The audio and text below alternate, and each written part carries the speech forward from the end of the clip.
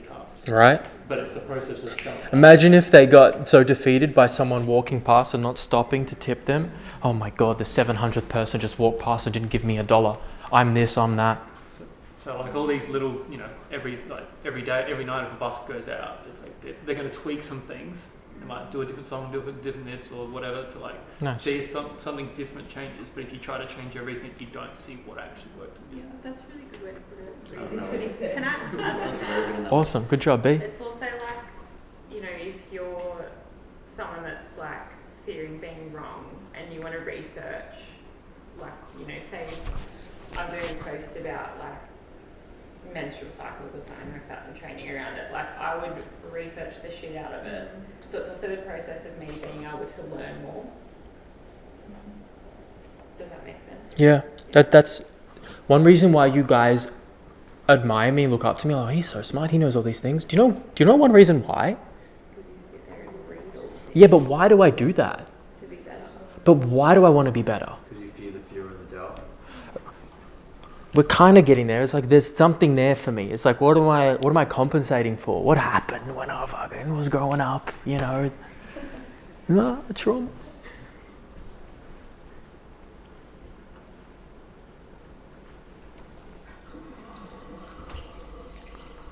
I got the same shit y'all have too. I just responded a bit differently.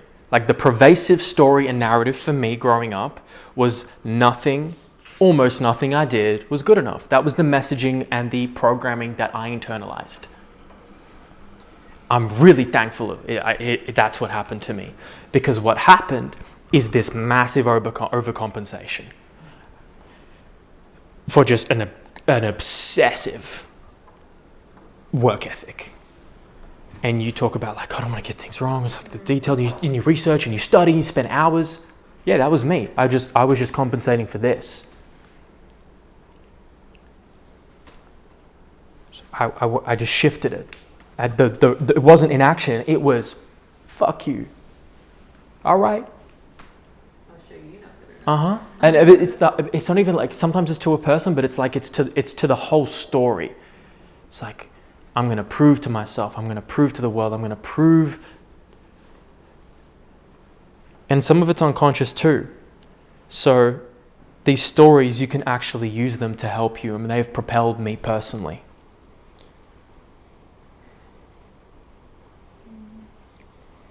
Imagine you didn't do that, where you would be. If I didn't, Yeah. wow, not here. It's crazy. We Yeah. wouldn't be here. No way. I wouldn't have the opportunity. So think about the opportunity that you guys could be squandering. There's a future, How crazy. right? You think about you're thinking about that, right? There's a future you. Like you want to run retreat. Some of you might want to do a version of it. That version of you exists.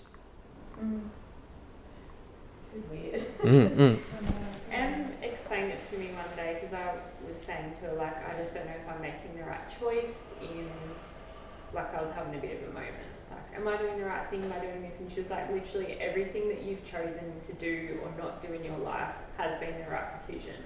And it's led you to exactly where you are right now. Well, how did that make you feel? Really emotional. Yeah. I'm going to cry again. Good. Good.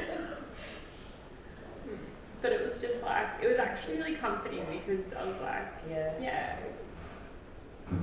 It's almost like a little bit of validation to be like, okay, your mistakes, you learn from them, and later down the track, not to make that mistake, or you can stop someone else from making the same mistake. And then like everything you do great is like perfect, and now I know what works, what really doesn't work. But I think that's the beauty of life. You just live and you learn. And I think sometimes the hardest part is learning, but things like this help facilitate that and expedite the Yeah, process. that absolutely. Well said. And I think even I probably followed you on Instagram, I reckon, for 10 years. And like if you Wow. like when you were really young, like I still remember it. Yeah. And if you didn't post at that specific time or whatever, I was very into my health and fitness at that time. Like I wouldn't have followed you and wouldn't be here. That's at right. this time. You want, so So like you put yourself out there and I followed you because I was interested in what you were posting about. And now I'm And neither of us had any idea that we would end up here because of that. So there is I never thought I would even associate with someone like you. Right, at the time. Yeah. Yeah, until there was an alignment. Yeah, and your first couple of posts would have been like, I'm just going to do this and That's see right. what happens. And now look where you are. I was chasing curiosity and obsession. Yeah. And this is what can happen. Like from that. Yeah. Yeah. From that root of not feeling good enough. It's crazy. Yeah. That's how I turned myself from one of the worst basketball players you've seen into getting an opportunity to play in Arizona, in Tucson, Arizona as an 18, 19-year-old. Right? I just bended reality to my will. Same with New York. If I make a decision, I'm just going to bend reality to my will to create it. And so, but the root of some of that comes from here. If I didn't give a free basketball workshop and then to Branson, back in the day, might have been 5 years ago, I don't think we would have had the relationship many years ago or to come to this position now. And so I didn't have no idea I'd be in this position, right? But there's a ripple effect, there's a butterfly effect to your actions. But you squander it if you sit in this. That's what's at stake. Such a wild concept to grasp. Yeah. Had I not done really this, good, yeah. Oh, I'm glad. Thank you. Imagine if Jerome never hired Jai, then we wouldn't be here. That's right. Here for a reason. Okay. Anybody want to add anything onto this or share anything onto this? No, but can you please pop that in the Discord? Yeah. Absolutely. So I can have the diagram. Yeah. Or share the presentation. Okay. Okay. It sounds like there were notes that you've had that's gone to this. Like Yeah, that's what I read out. I can share those. Yeah. Share it all. Yeah, I sat with this. Huh? Intellectual property. Yeah. No, I'm more than okay with that than you guys think. I don't fear giving more. I think I was talking to Ruff about this. Like, I don't want to gatekeep. I don't want to be mindful, but I don't want to gatekeep. All the information's out there, you know. All of this is taught. You guys aren't here for just information. That's the thing that frees me. Is like between Hormozy and James Smith and Jordan Peterson and a billion other people. You guys don't need me. But yeah, right, because there's something more than that. It's more than just the information. Cool, but we'll never sit in a room with James like this. I did. Oh, okay. but see, even that, right? Even that, you did, right? Cool. But there's an essence, there's an energy, there's an accountability, there's a connection. You didn't spend 4 days. Yeah, it's different. 2 days.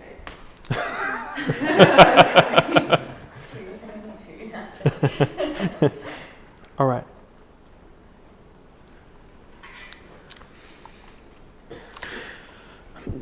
Some of you have beliefs like this or had beliefs like this. Money, luck, victim, weak. You know people who have believed this, right? Family members, friends, failure. Your reticular activating system, which we'll talk about in a second, is a part of your brain. There's structures in your brain that will highlight things to you based off your beliefs. This is not, I talked to your dad about this, this is not just the magic of the world. This is not just spirituality or something you can't touch. We have structures in our brain to highlight things based on our beliefs. Can I tell you a wild story? When I was younger, I always wanted a patrol, right? This is A what? Because I don't really care A about four drives anymore. A patrol? A car. Yeah. And I never really saw any on the road, but as soon as I started looking up for car sales, I would look anywhere I was driving. I would find 50 million of them. Yeah. It's like, or when I first bought my i30, I saw every single white i30. I was like, wow, clearly very popular car. Or even, just like small things that you just start to notice. Yeah. And you're like, whoa. We were having this Yeah. conversation. Yeah. Like Same- whenever you same buy a car. new car, Yeah. that's all you see on the road. Yeah. Right. Or like my You car notice before that was a blue i30, and it was really uncommon, but I would see like at least 5 a week. Right. And I'm like, But before you got that car, those cars were still there, right? yeah. They were still there, but you didn't. Notice them. Yeah. Good. Yeah. You So I didn't think- notice them. It's good because because obviously if you want good things to happen, you start noticing all the good things. But there's a fine line between if you slip into a bit of a negative, you're probably more likely to notice a negative. No, most certainly. Just like you did the car. So that's the positive. Jimena, the previous version of yourself, sounds like the story where you spoke out loud something that was created. I don't think science can yet prove what actually happened. But I believe, and you believe, that it contributed. This is your reticular activating system. If you were to believe, or someone was to believe this, making money was, I'm not going to say it. If you were to believe these things, you're less likely to notice opportunities to make money. You're more likely to see a cup as half empty than half full. You understand? Even this, you don't have to say weak. You could say, I'm working on getting stronger. So, all of these beliefs, your brain will highlight in your environment things to confirm it.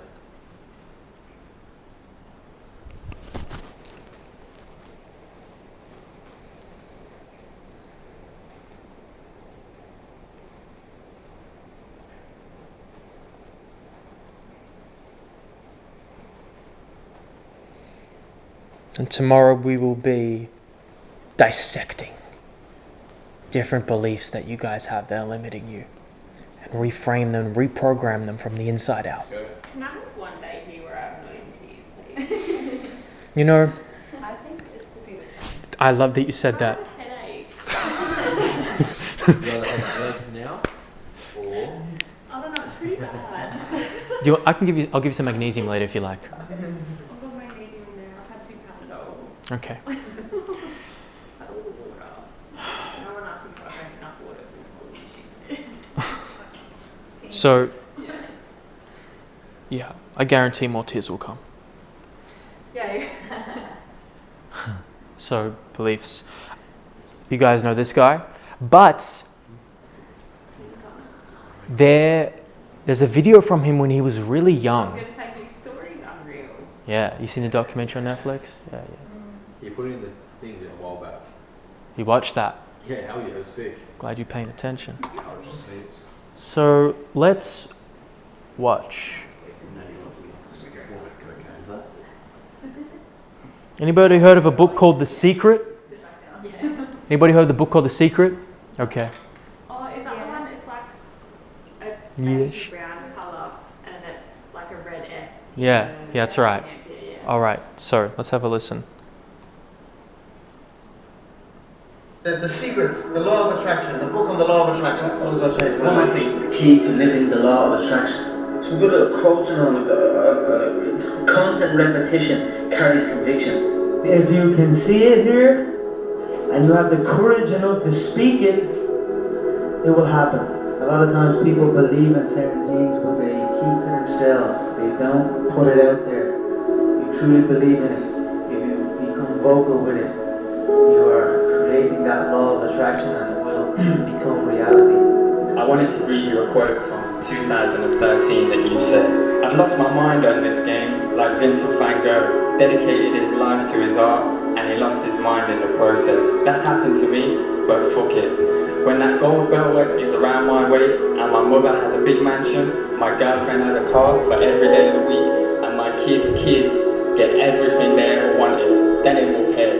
Then I'll be happy. I lost my mind. Can you just reflect and talk to me about how that makes you feel hearing that in 2021?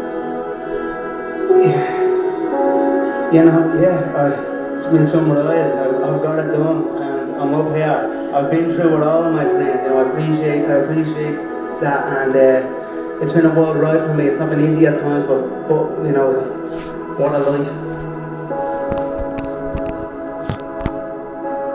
Let's see.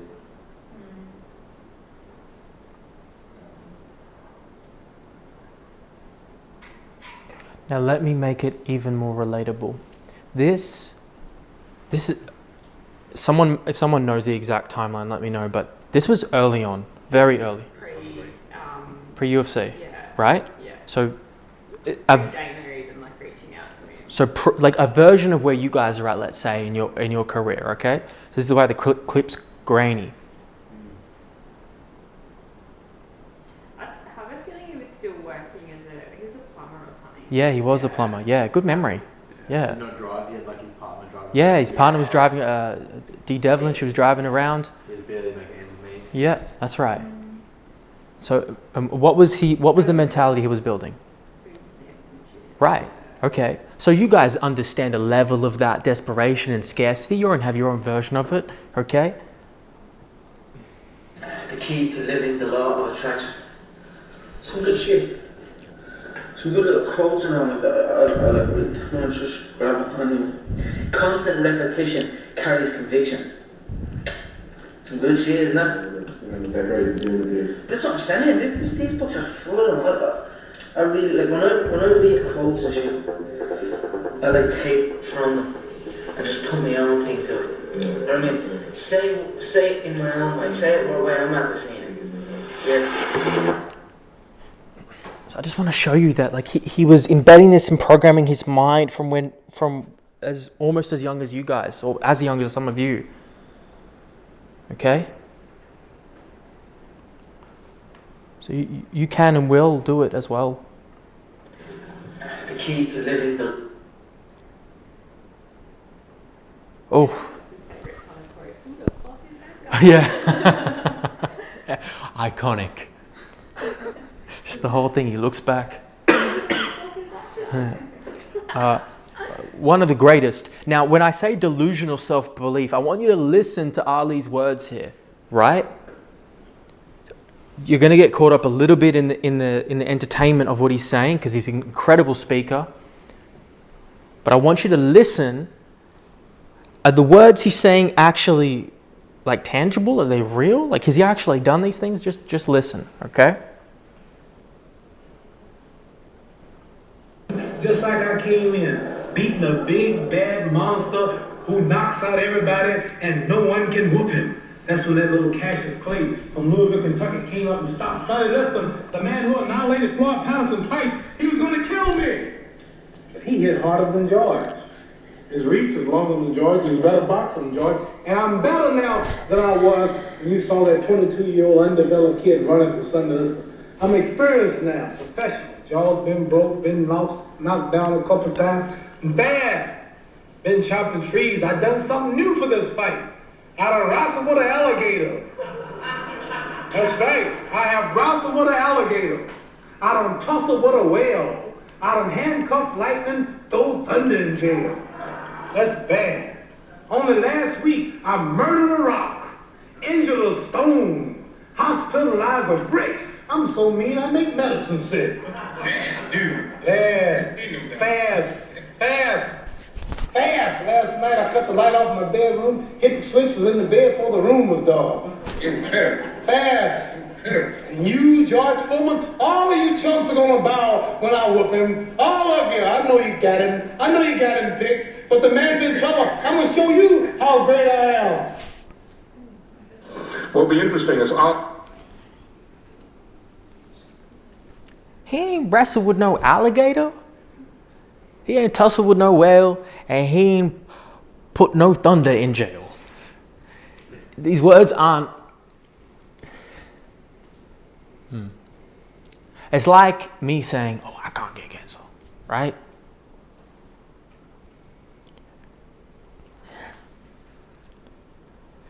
And I'm showing you an example of almost like this.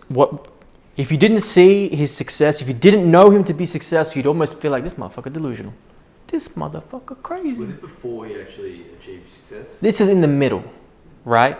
But I'm going to show you some self-talk of him that's more natural. More a different version of it.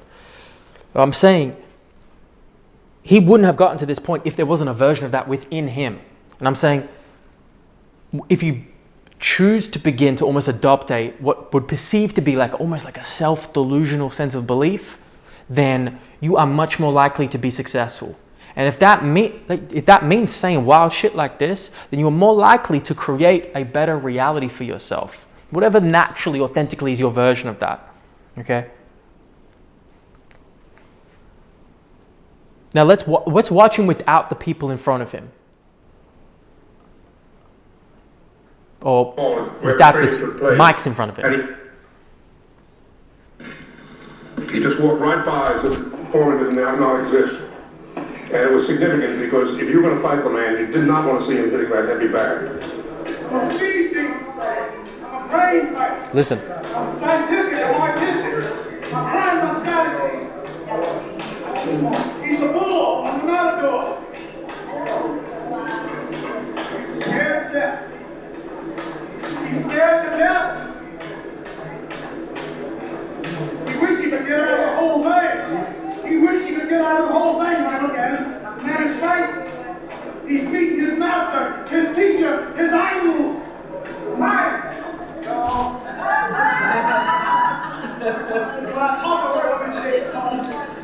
He's talking to himself. He's almost like he's trying to hypnotize himself. Like you don't.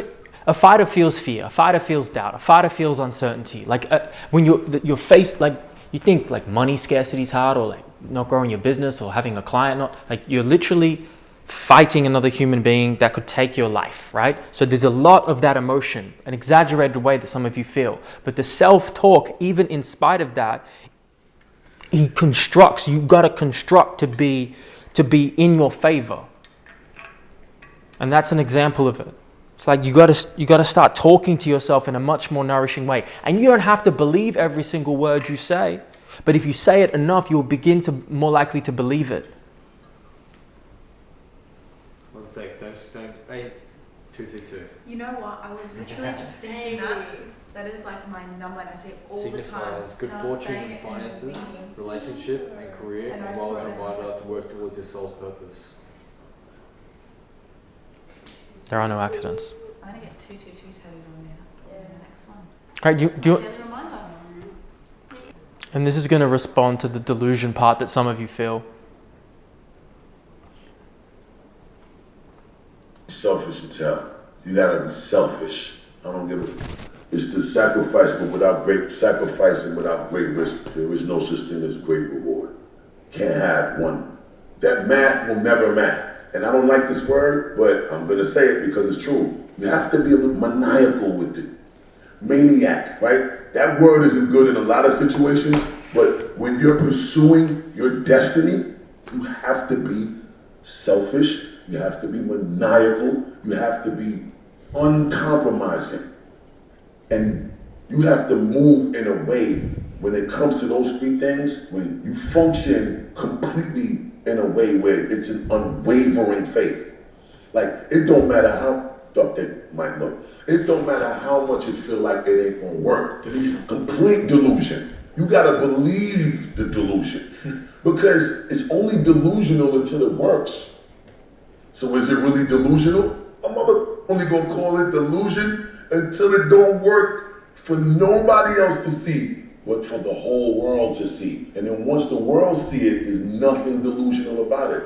Now, your delusion becomes, oh, he was a genius. We didn't see it when he saw it. We didn't understand it when he did. We thought this mother was crazy. But he definitely always figured this thing was the thing to do, and he stuck by that. First thing is,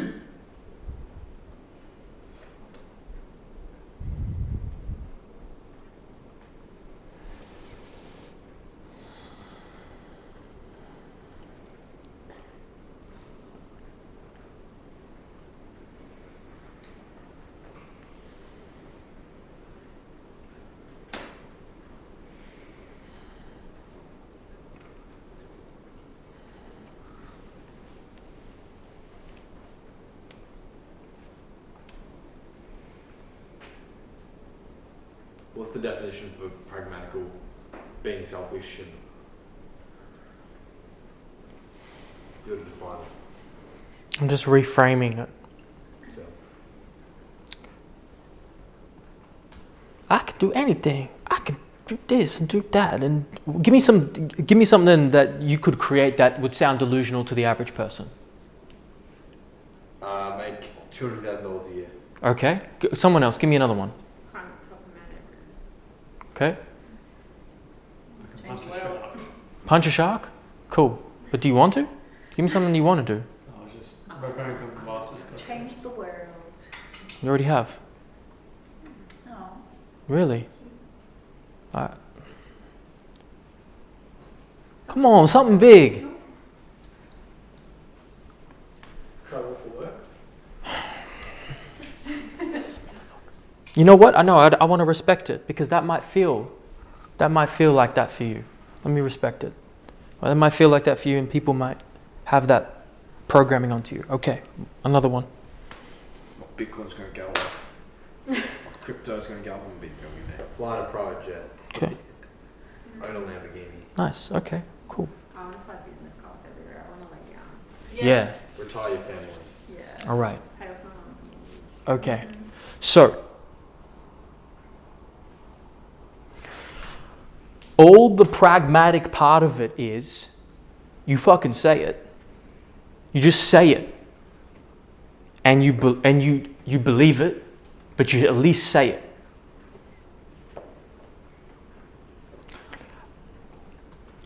But if you say it, you should keep that bond to yourself. Like an iron bond. That's why that's why you don't hear me like, shouldn't hear me like talk too much about my goals and my dreams and things like that. So if I'm going to say it, I have to do it. I have to do it. And a lot of you just don't keep your word like that. And that's why you don't trust yourself and you don't walk with the integrity that you want to. When you say something, you should mean it and keep that promise to yourself. So the pragmatic part, Riley and everybody else, is you say it and you believe it as best you can. Because the delusion is not doing it and not saying it. It's like, oh, I can't. That's for him. I can't. That's not in my cards. You call it delusional. The pragmatic is you say it, you believe it, you repeat it. And then when you do it, it's no longer delusion, is it? And I thought what Buster said hit hard because it's only delusional until you do it. What my last post say? My last post, my first one coming back, I talked about, what did I say about universities? Anybody remember? You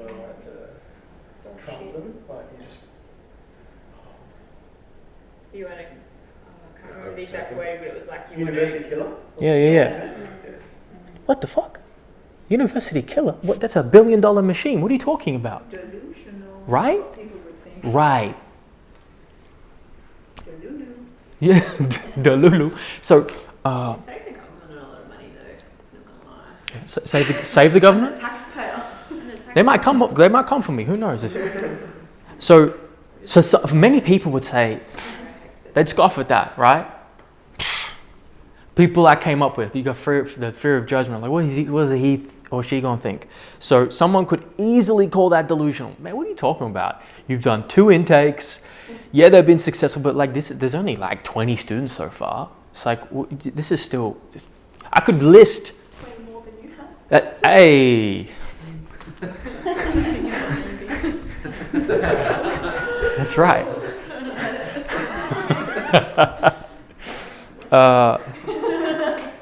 Yeah, but I don't need the volume. I just need the impact and disruption, right? So I could list all the limiting beliefs against my own thesis, against my own belief, and so that's an example of a pragmatic self-delusion. Okay, so I'm going to make this commitment because I'm looking for a higher purpose and higher aim that basically would be a game that I can't stop playing, and that's one of them I've chosen. And because I've said it, I am much more likely to hit that moon target. Or maybe I'll land amongst the stars even if I don't hit it. But I believe that I can do it. And so that's one of my pragmatic self-delusions. All right. You are doing it. Thank you. I am doing it. You're absolutely right. Every single day. We're building it. And you guys are beacons of light to represent that. I'll probably close shortly on this. y'all heard of the 4-minute mile? Who broke it? Roger Bannister. First man. Do you know what they used to say about the 4-minute mile? Well,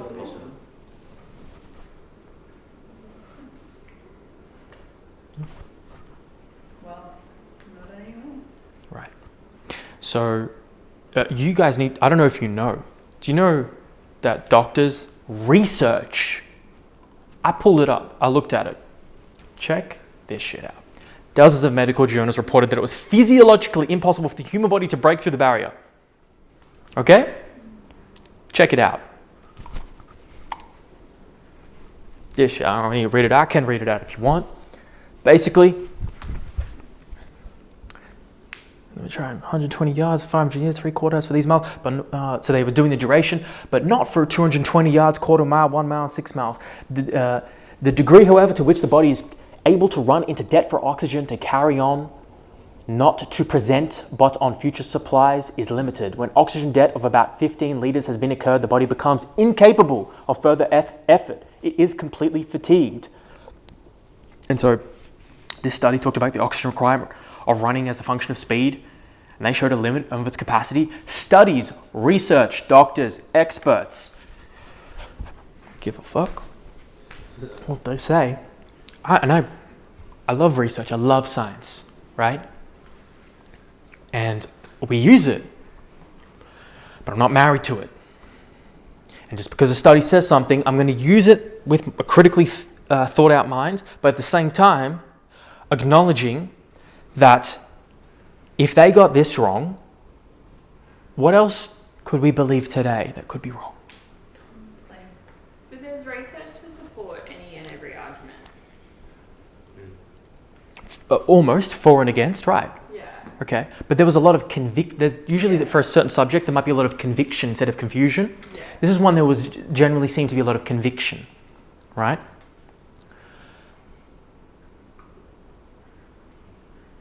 So the question you have to ask is, okay, what do I believe that I have a lot of conviction for that actually could be wrong, that could be harming me?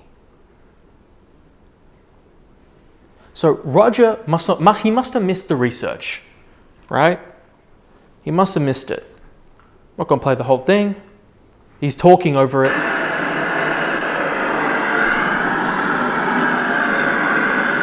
Where is he? Oh, Roger.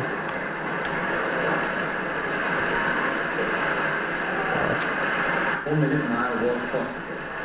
Somehow, it was 3 minutes, 0.7 seconds, and by now the crowd was roaring. A 4-minute mile was possible.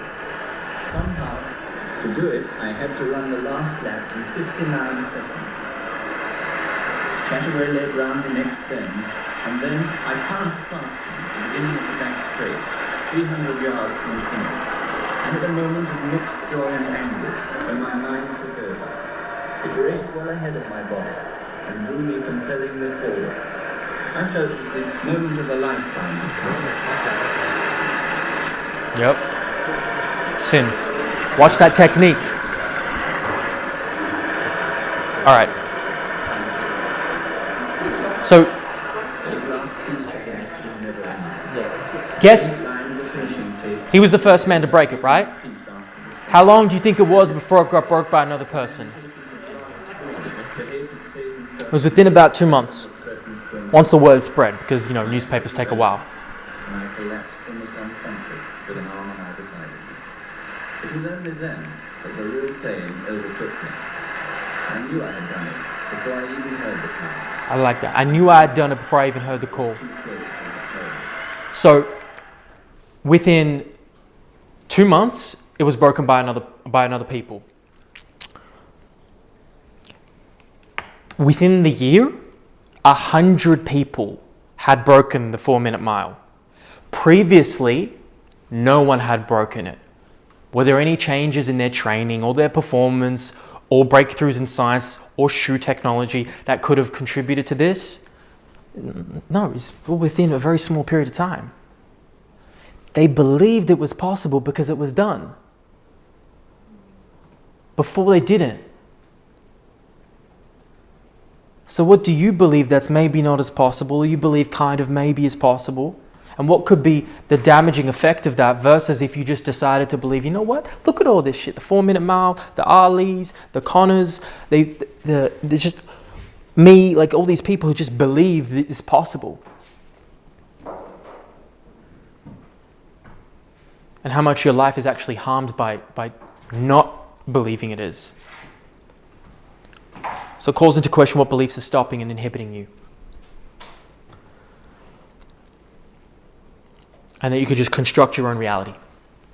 I saw a thing where it was like a top level UFC fighter said that nearly all the guys in the top are all physically, genetically there. Yeah. But the difference is mindset. Uh-huh. Or something like that. Right. Yeah. So don't you think the same is for business and money? For success and skill? As a person. It is so.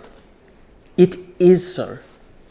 Just like when, like using Connor as an example, when he first fought Jose Aldo and he was like, I'm going to knock him out in the first round. That's right. 13 seconds, bang. And in the locker room, he practiced the exact move. Yeah? Yeah. Mm-hmm. Good memory. So,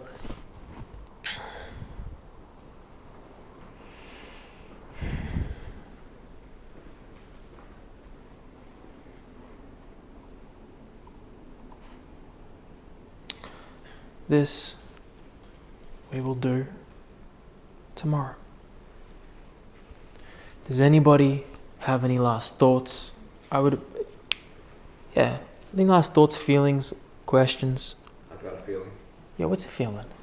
So the thing that the 4-minute mile thing, you know? Yeah. I think the reason why so many people obviously did it is because they saw evidence of it. Yeah. In someone else, even if they didn't think they could do it, they're seeing the evidence. And I think that's a big reason of my intention of being here as well. Like seeing the evidence in other people having been able to do a certain thing. I feel like that gives yourself the strength a bit more. Absolutely. Since 4-minute mile guys. So what are you looking for evidence for? Or even that sort of delusional self-belief. I think, you know, I feel like whenever you sort of say that sort of delusional, people are quick to tear you down. People are quick to just kind of like bag you out, like, oh, chill out, mate.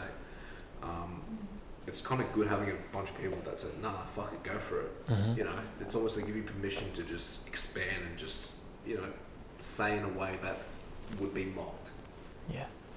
I actually think that's a reflection of the person also. Yeah, it is. Yeah. So you don't have to, you can selectively share it. Yeah. Share with the people who might uplift you, unless sharing it with the people who try to bring you down, unless that fuels you. Yeah. If it doesn't, don't share it. Be selective. So you're looking for evidence and encouragement. Okay. Anybody else? Yeah, I got one thought or question. Yeah. How do you tread the line between delusional self-belief and arrogance? Or what?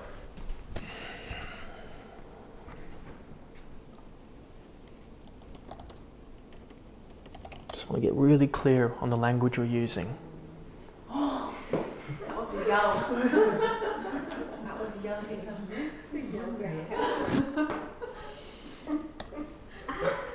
Arrogant. Did you hear that down there? Yeah. No, I thought there was just something going on. Stomach yelling.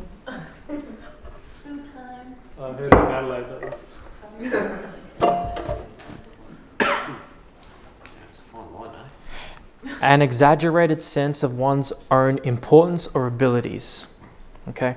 I think the word importance begins for someone to feel like they're better than another person, like they're superior on a human level. I would get rid of that one. That one is not as potentially useful. But an exaggerated sense of abilities, if you, him, her, someone calls me arrogant because of this, okay. So how I handle that and how I recommend you handle it is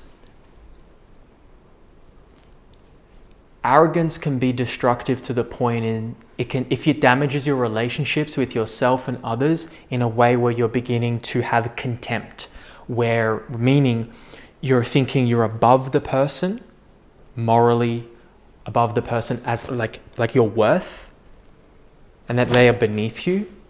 That can be a destructive form of arrogance. So I would be mindful and aware of that. Let's put. Like causing harm to other people. Yeah, absolutely.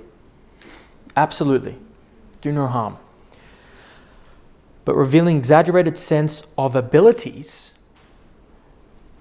if that's what arrogant means to you, or that's what someone is judging you, having exaggerated sense of your abilities, then that is an incredibly useful tool. And I'm open for you guys to disagree and respond, that's okay. But we talked about this. Who's more likely to be successful or have a positive result? The person who believes they can coach and do a great job in the session, you're going to have like, okay, I believe I can do this, right? And it's like my skill matches my belief.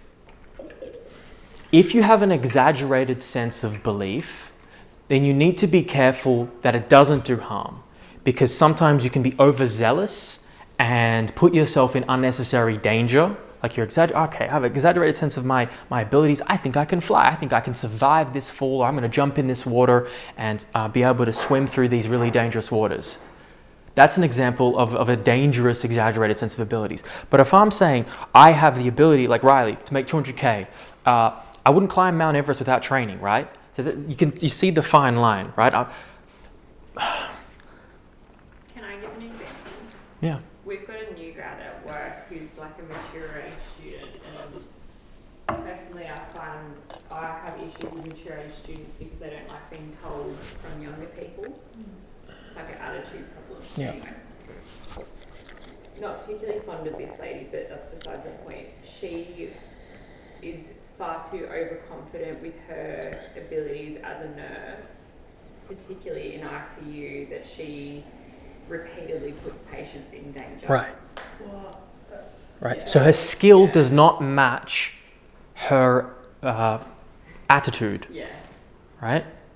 So if you're like, oh, look, when I've taken on clients where my abilities have technically at the time, like this is actually a very great example. Got a client, consulting with them.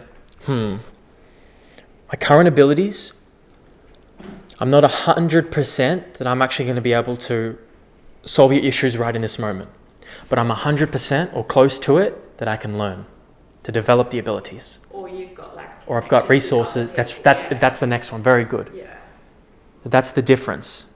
I don't need all of the abilities right now. I can develop them or outsource them.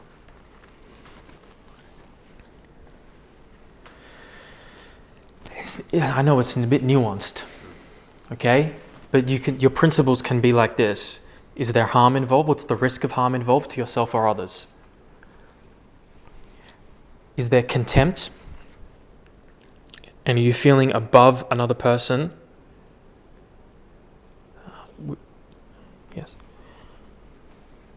Or does an exaggerated sense of your ability to do something enhance your ability to help people and help the world, or give you the courage and belief that you can do more? So this is a fine line you guys will walk. But I'm very certain on one thing. If you have a lesser sense of your abilities, you will most certainly do worse. And most of you don't have a problem with exaggerated, do you? I don't think so. So I'd rather you push you in this direction than the other. Exaggerated in the other direction. Right. Can I make a comment?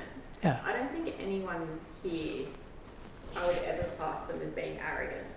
Yeah. Like even if you were like, in a month's time super duper confident, like you're absolutely killing it. I don't think anyone has the ability of being arrogant. Just based off the character of what you've seen and the substance of these people. Yeah. And also, there's a difference between being an arrogant person and having an arrogant moment and a part of you expressing some ego, which I think is normal. And we're all going to have those moments. I like that trust and belief that you have with people here.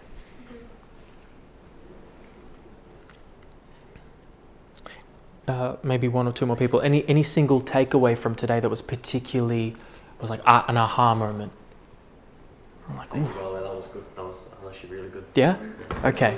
Thank you for telling me. The chart of the beliefs. Chart of the beliefs? Seeing a visual is like, okay, Yeah. now I can actually conceptualize it. Okay. And I know where my weaker links are. Okay, good.